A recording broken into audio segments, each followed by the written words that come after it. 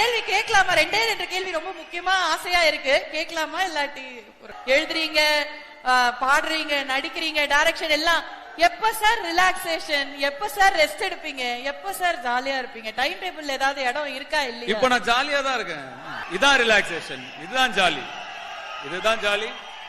என் பசங்களோட time spend பண்றதுதான் என்னோட ரிலாக்ஸேஷன். அவங்களோட விளையாடுவேன், ஏதாவது பண்ணிட்டு இருப்பேன், அவ்வளவுதான். கடைசி சார் உங்களை விட்டுறேன்.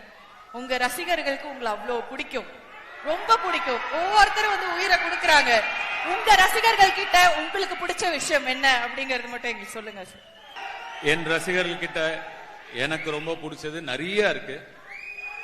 அதுல முக்கியமானது என்னைக்கும் மாறாத நிரந்தரம்.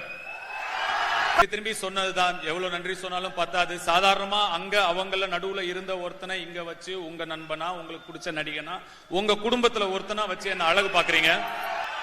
அந்த மாறாத அன்பு ரொம்ப பிடிக்கும்.